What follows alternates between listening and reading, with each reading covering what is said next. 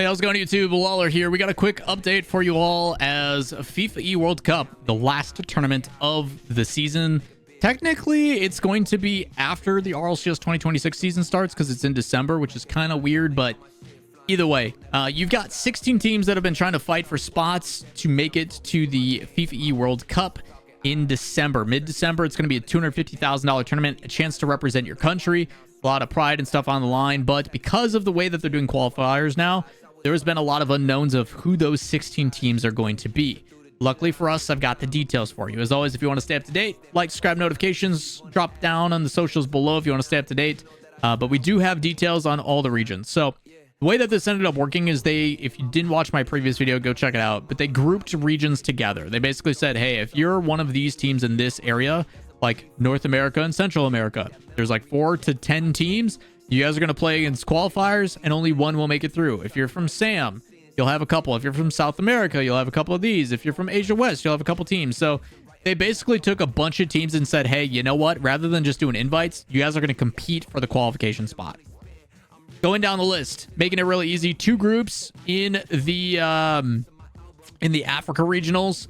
They've got basically 2 that we knew were going to be favored, and they took those high seeds and separated them.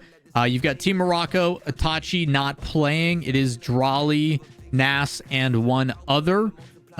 They were the favorites. No surprise there.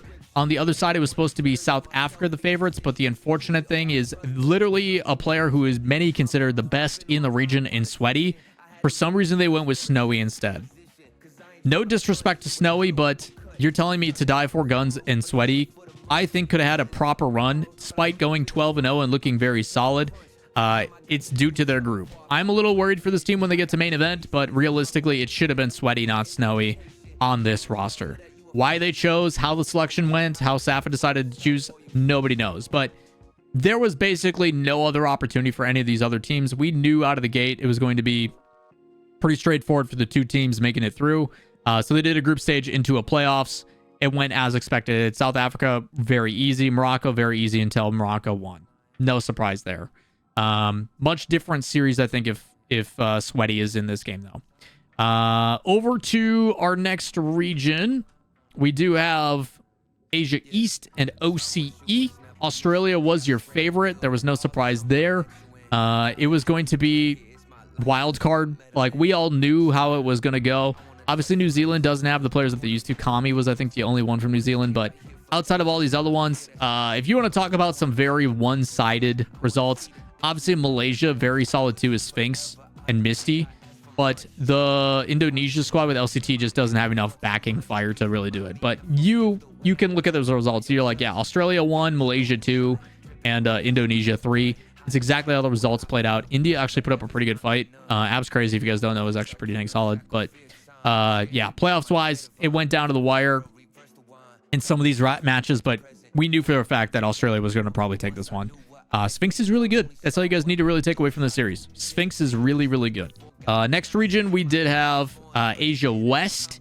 I can't tell you who I thought was going to take it out of these. To my knowledge, it didn't really matter.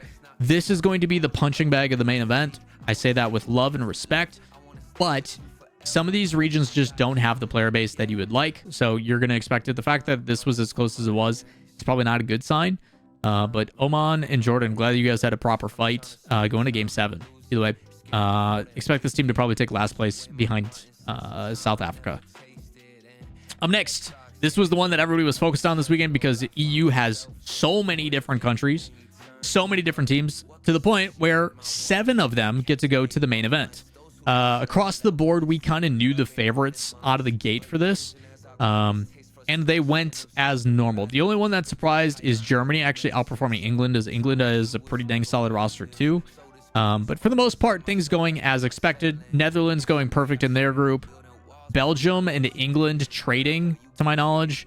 France conceding once. I forget who France lost to. Across the board, the favorites making it through. No surprises there. We kind of intended that to be the case. Because the way that England had, or the way that Europe had so many teams, rather than doing a playoff bracket and everything else, they made it, okay, who are the teams that are qualifying? Once they qualify, let's just play for the seeds and the advantages they get. Germany and France. Germany did have this, probably the biggest upset across the board. Very close series as well between Germany and England.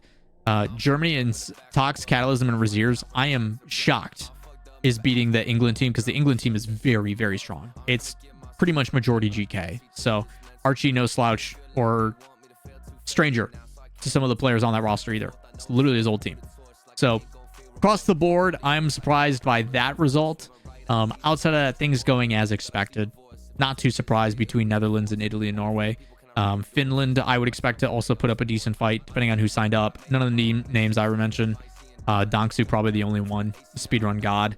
But yeah, across the board, pretty straightforward. Some really solid teams. As expected. As expected.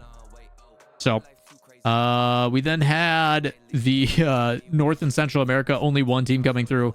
USA. Energy's actually signed up. NA will be represented by the best team in the world. It will not be RMC, Genji, whatever the heck it was last time, because Beast Mode's building his house. So, strongest team to represent NA. They should be the favorites up against France going into the final event. Saudi, obviously very good. For South America, a couple favorites. Brazil, probably the number one. This was going to be basically a battle between Chile and Argentina. Chile, though, usually has a couple more players of the caliber. Brazebull and Davitrox, not surprised. Pon's not bad either. So Brazil making the favorite with Chile behind. Makes sense. Pretty straightforward. And then last but not least, if I can click as many buttons, I think that might be the last one. That is the last one. That does give us an automatic bid, and that's why I can't find the last one. Hosting country always gets an automatic bid. We don't know who it's exactly going to be. My hope is it's the Twins and Nobu. As much as I love TRK, I just like seeing the kind of like new top tier talent represent. Same reason why I wish SA was not snowy, it was sweaty, but personal bias. But across the board, these are your 16 teams. These are who are going to be competing in December at the main event in Saudi. That is going to be what to look forward to. Obviously, we can talk strengths and weaknesses, but your top three, without a doubt, are going to be France, USA, and Saudi. Who ends up coming and performing, that is a different story. Obviously, they're going to do the best of two series where you play twice. You can go 1-on-1. Obviously, points differentials. We'll talk more about that in December when it drops, but we now have our 16 teams, 16 countries that are going to be going competing. Link to this in the description down below if you guys want to see more details. But I got to get to scrims. I appreciate you all tuning in and hanging out. We'll see you next one. Peace.